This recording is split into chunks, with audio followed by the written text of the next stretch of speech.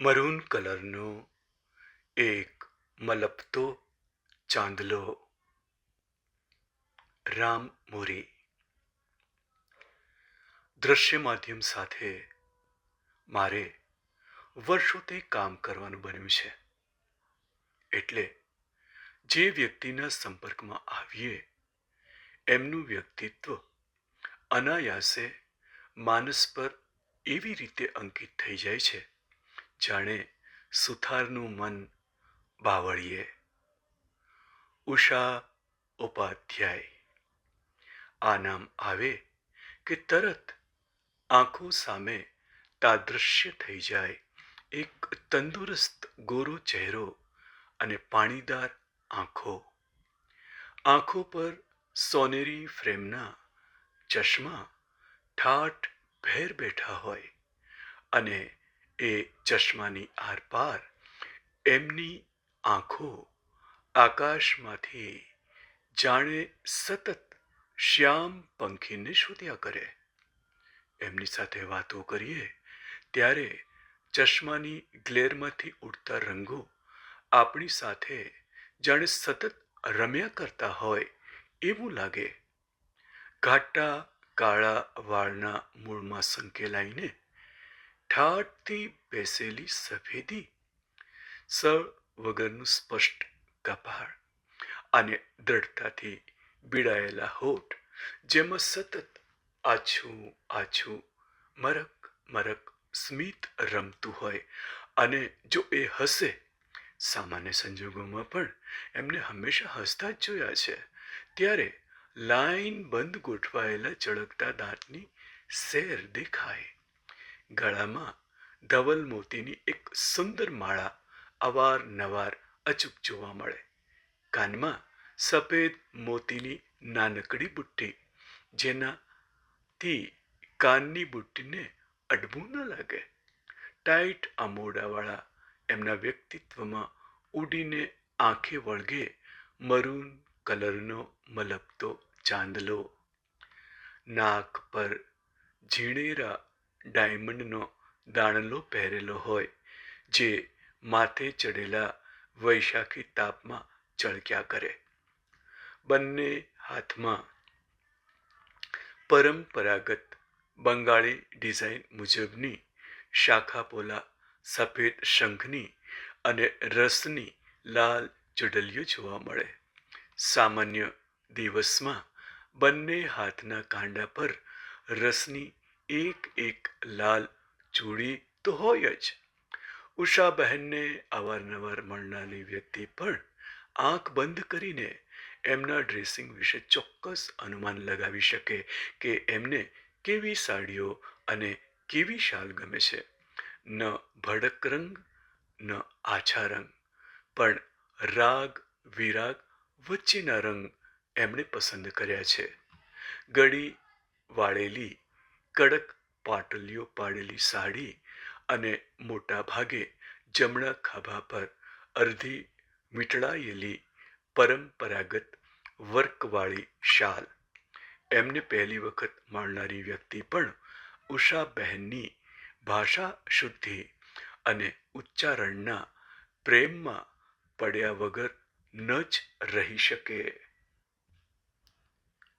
એમને મળ્યો એ પહેલાં એમના અછંદસો વાંચ્યા અને એમની કવિતાઓ વચ્ચેના વાર્તા ચિત્રો ખૂબ ગમ્યા હતા.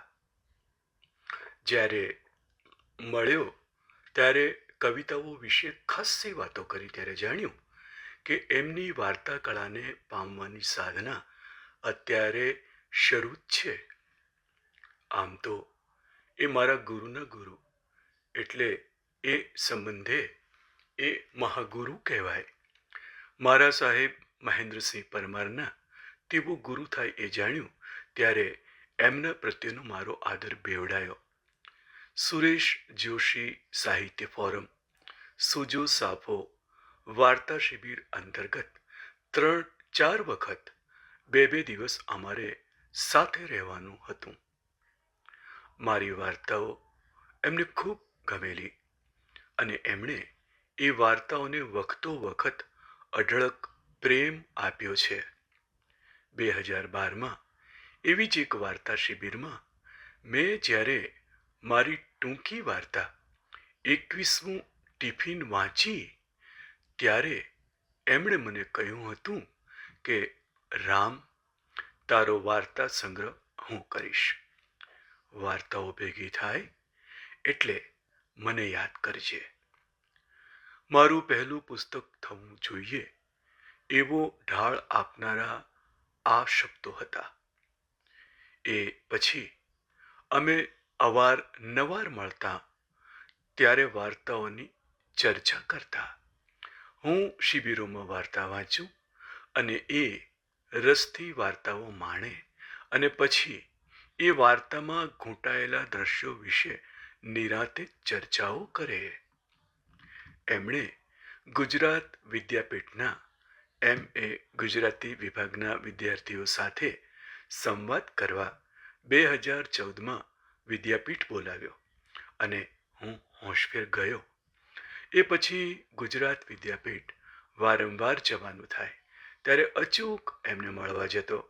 શનિ રવિમાં વિદ્યાપીઠમાં ચાલતા બંગાળી ક્લાસ 2015માં જોઈન કર્યા અને બંગાળી ભાષા શીખવાનો મારો ઉત્સાહ મારા કરતાં ઉષાબહેનની આંખોમાં મને વધારે જોવા મળતો. મારો બંગાળી પ્રેમ, કોલકાતા વિશેની વાતો અને ટાગોર સાહિત્ય વિશેની રુચિ જાણી એમને ખરેખર આનંદ થતો હતો. આખરે 2016માં એક દિવસ ઉષાબહેનનો કોલ આવ્યો કે રામ, કેટલી વાર્તાઓ થઈ છે? મેં કહ્યું કે મારી પાસે અત્યારે 13 વાર્તાઓ છે. એમણે કહ્યું કે આપણે ફ્લેમિંગો પબ્લિકેશન્સમાં તારો વાર્તા સંગ્રહ કરીએ છીએ. તું તૈયારી શરૂ કરી દે. મને થયું કે આ ક્ષણ આવવાની હતી, પણ આટલી ઝડપથી આવશે એની તો મને ખબર જ નહોતી.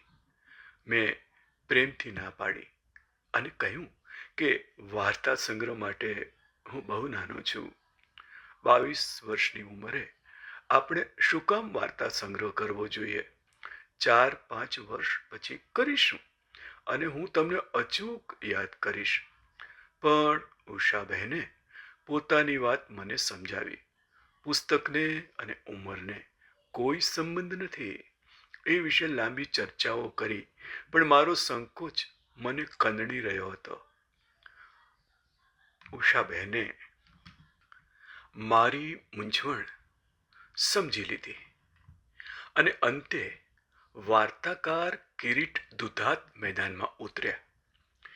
કિરીટભાઈએ મને સમજાવ્યો અને હવે તારે વાર્તા સંગ્રહ કરવો જોઈએ એ બાબતે કન્વિન્સ કર્યો અને મારા જીવનનું પ્રથમ પુસ્તક મહોતું એ જન્મ લીધો.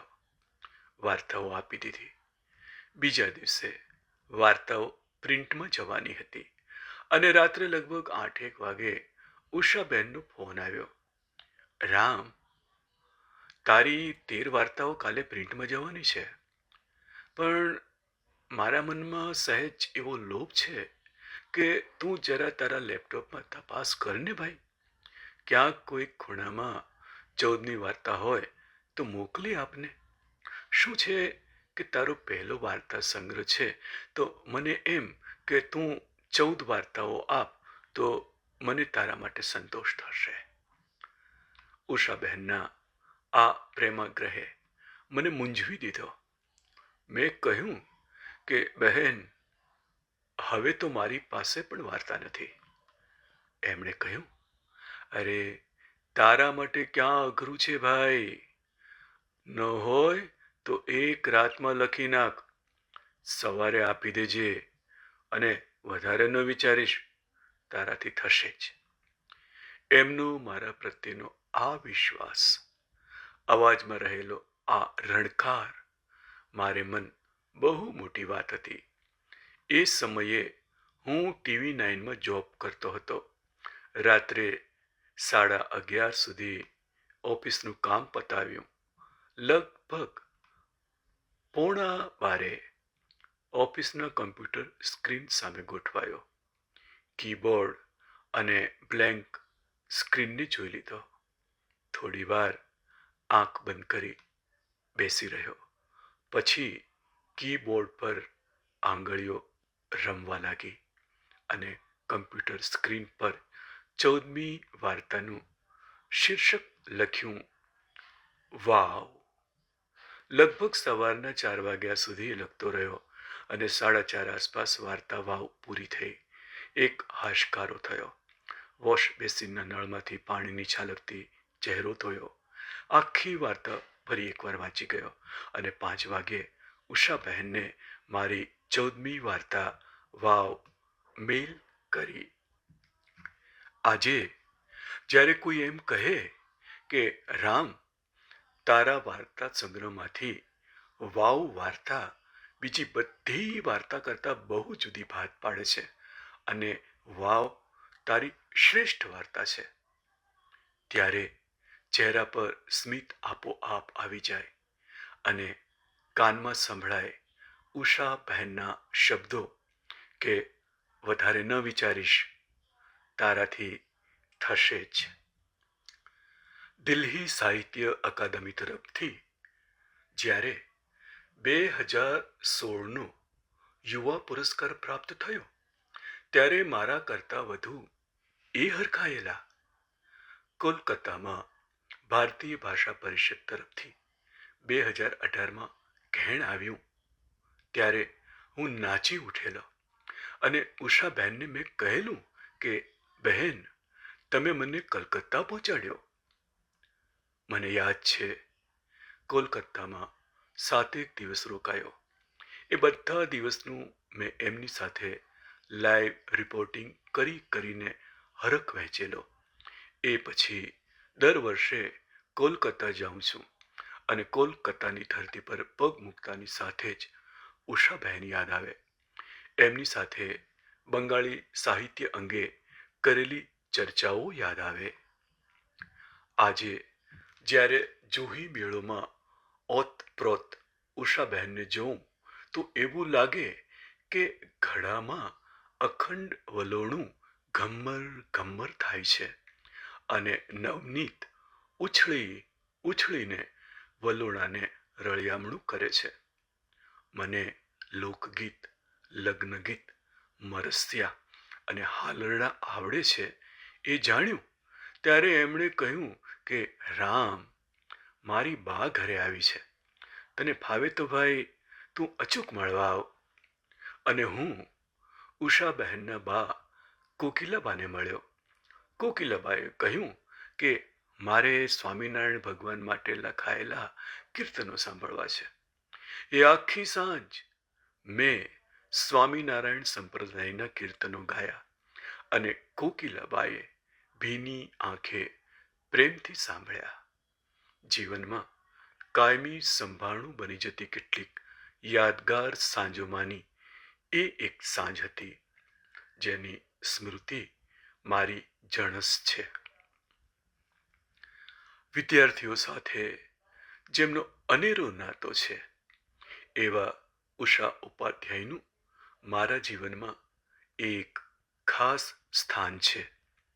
એમની વાતો ખૂબ ગમે છે અને એમનો અવાજ મને એટલો ગમતીલો છે કે ઘણી વાર એ અવાજની નકલ કરવાનો પ્રયત્ન કરું પણ એમના દ્વારા બોલાયેલા 2 શબ્દ વચ્ચેની જળ બિલોરી તો મારી પાસેથી ક્યાંથી આવવાની.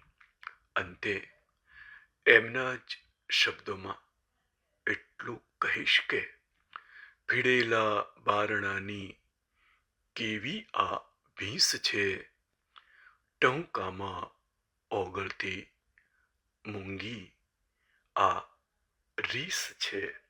અસ્તુ.